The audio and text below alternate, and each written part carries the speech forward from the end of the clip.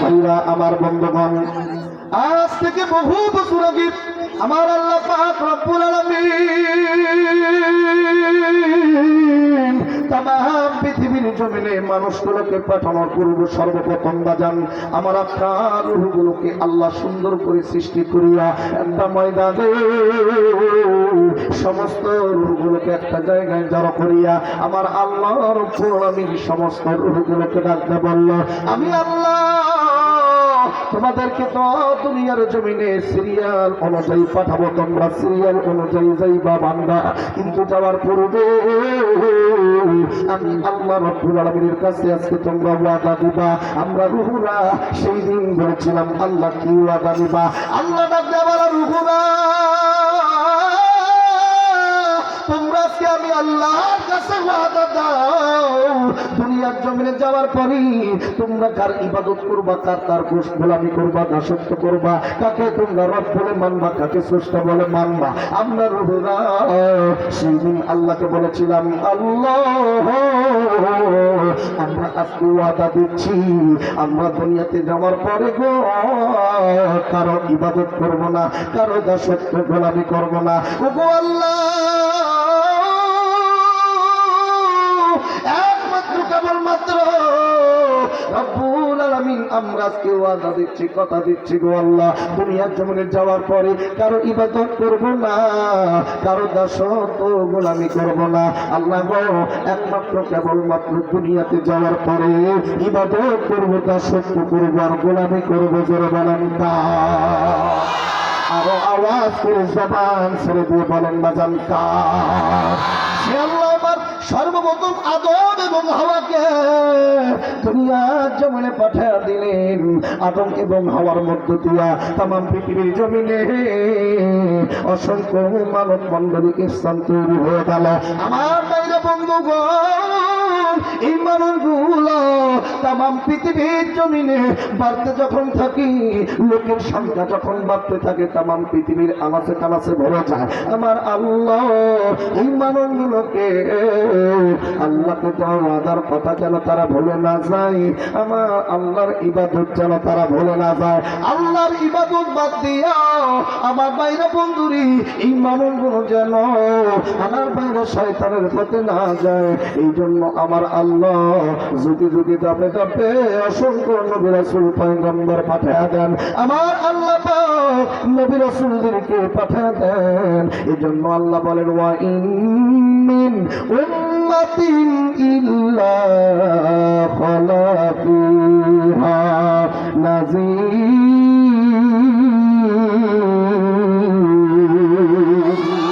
আমার আল্লাহ পাক সূরা ফাতিরের 24 নম্বর আয়াতে লাগলে বলল, নবী গো তামাম পৃথিবীর জমিনে এমন কোন জাত ছিল না, এমন কোন উম্মত ছিল না, লোক ছিল না যাদের মাঝে আমার আল্লাহ বিশ্ব মানে নবী রাসূল পয়গম্বরদেরকে পাঠান নাই। প্রতিটি জাতের জন্য, উম্মতের জন্য, মানব মণ্ডলীর জন্য আমার আল্লাহ নবী রাসূল পয়গম্বরদেরকে পাঠিয়ে দেন। আরে বন্ধুরি নবী রাসূল পয়গম্বর এইভাবে দুনিয়ার জমিনে আসতে আসতে একটা পর্যায়ে ঈসা নবী পয়গম্বর দুনিয়াতে আসে।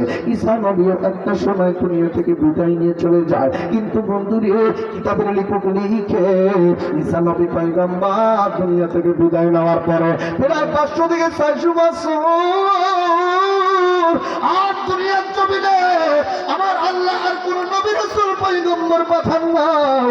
কিন্তু বন্ধুরে আমার এই যে 500 থেকে 600 বছর দুনিয়াতে আর কোন নবী নাই, রাসূল নাই, কিন্তু এই মানবগুলো একটা সময় আমার আল্লাহ রাব্বুল আলামিনকে দেওয়া ওয়াদার কথা তারা ভুলে যায়। এ বাজান আল্লাহকে অভিভাবক হিসেবে মানা বাদ দিয়া দুনিয়ার নানান সৃষ্টির অভিভাবক হিসেবে তারা গ্রহণ করে। আমার আল্লাহ ডাকবে বলল ওয়াল্লাযীনা ইত্তাখাযু মিন দুনিহি আউলিয়া আউলিয়া আল্লাহু হাফিজুন আলাইহিম ওয়া মা আনতা আলাইহিম বিওয়াকিল।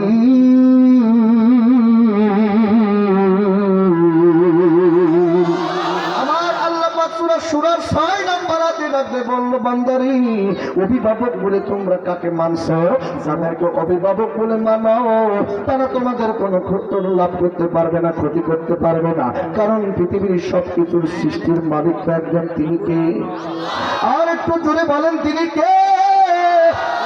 আমার আল্লাহ পাক রব্বুল আলামিন পবিত্র কোরআনুল কারীমের 114টা সূরার মধ্যে থেকে আমার ভাইরা বন্ধুরি 25 নম্বর সূরা সূরাতুল ফুরকান, সূরাতুল ফুরকানের 3 নম্বর আয়াত তাফসীর ইবনে কাসির, তাফসীর ফাইজালি, তাফসীর কুরতুবী, তাফসীর ফিসলালিল কোরআন সহ অসংখ্য তাফসীর কারকরা বর্ণনা করে বলেন এই মানুষগুলো আমার আল্লাহর ইবাদত বাদ দিয়া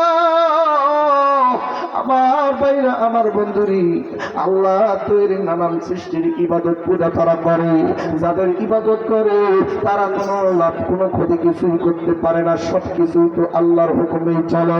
এ বন্ধু কেউ বাবা যান চন্দ্রের পূজা করে, কেউ বা আবার সূর্যের পূজা, কেউ বা আবার নদী খাল বিল সাগর পাহাড় পর্বতের পূজা, কেউ বা মানব পূজা, কেউ বা আবার দানব পূজা, কেউ বা অগ্নি পূজা, কেউ বা আবার সভ্য পূজা, কেউ বা আবার জঙ্গলে থাকা নানান গাছ গাছালির পূজা, কেউ বা আবার নানান পশু পাখির পূজা, কেউ বা আবার মাটির পূজা, কেউ বা আবার মাটির তৈরি নানান রকম দেবদেবী শিক্ষা করে দেবতার পূজা করিয়া এই মানুষগুলো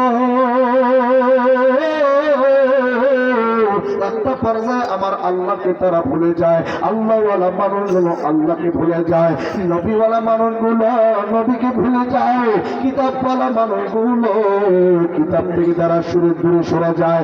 এবার আমার পথের মানুষগুলো অন্ধকার আশ্রমের পথে চলে যায়।